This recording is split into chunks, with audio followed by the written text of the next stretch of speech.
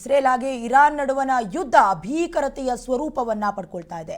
ಈಗಾಗಲೇ ಇಸ್ರೇಲ್ ಮೇಲೆ ಇರಾನ್ ಭೀಕರವಾದ ದಾಳಿ ನಡೆಸಿದೆ. ಏರ್ ಸ್ಟ್ರೈಕ್ ಮಾಡಿ ಡೆಡ್ಲಿ ಅಟ್ಯಾಕ್ ಮಾಡ್ತಾ ಇದೆ. ಇಸ್ರೇಲ್ ಮೇಲೆ ಇರಾನ್ ಭೀಕರವಾದ ದಾಳಿ ಮಾಡ್ತಾ ಇದೆ. ಏರ್ ಸ್ಟ್ರೈಕ್ ಮಾಡಿ ಡೆಡ್ಲಿ ಅಟ್ಯಾಕ್ ಮಾಡಿದೆ. ಇರಾನ್ನ ಭಯಾನಕ ದಾಳಿಗೆ ಸಾವು ನೋವುಗಳಾಗ್ತಾ ಇದೆ. 8 ನಾಗರಿಕರು ಕೊನೆಯುಸಿರನ್ನ ಎಳೆದಿದ್ದಾರೆ.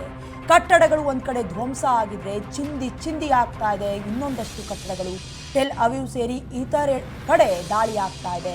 ಇರಾನ್ ದಾಳಿಗೆ ಇಸ್ರೇಲ್ ತತ್ತರಿಸಿ ಹೋಗ್ತಾ ಇದೆ. ಇನ್ನು ಉಭಯ ದೇಶಗಳ ರಣಭೀಕರತೆಯ ಯುದ್ಧ ತನ್ನದೇ ಆದಂತಹ ತಿರುವನ್ನ ಪಡ್ಕೊಳ್ತಾ ಇದೆ.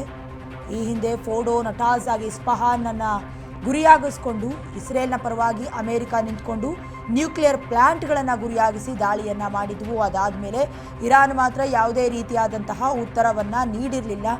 ಈಗ ಭೀಕರವಾದ ದಾಳಿಯನ್ನ ಮಾಡೋದ್ರ ಮೂಲಕ, ಏರ್ ಸ್ಟ್ರೈಕ್ ಅನ್ನ ಮಾಡೋದ್ರ ಮೂಲಕ ಡೆಡ್ಲಿ ಅಟ್ಯಾಕ್ ಮಾಡಿದೆ. ಇರಾನ್ನ ಈ ಭಯಾನಕ ದಾಳಿಗೆ ಸಾವು ನೋವುಗಳ ಸಂಖ್ಯೆ ಉಲ್ಬಣ ಆಗ್ತಾ ಇದೆ.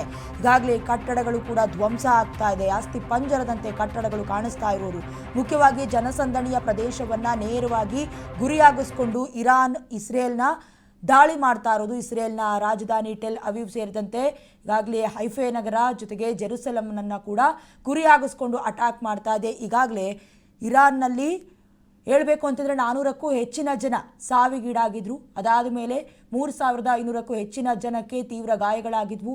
ಇದೆಲ್ಲದಕ್ಕೂ ಕೂಡ ಪ್ರತಿಕಾರವನ್ನು ತೆಗೆದುಕೊಳ್ತೀವಿ, ಶಾಂತಿ ಸಂಧಾನವಂತೂ ಸಾಧ್ಯನೇ ಇಲ್ಲ ಅಂತ ಹೇಳಿದರು. ಅದಾದಮೇಲೆ ಖಮೇನಿ ಕೂಡ ಎಚ್ಚರಿಕೆಯ ಸಂದೇಶವನ್ನು ರವಾನಿಸಿದ್ರು.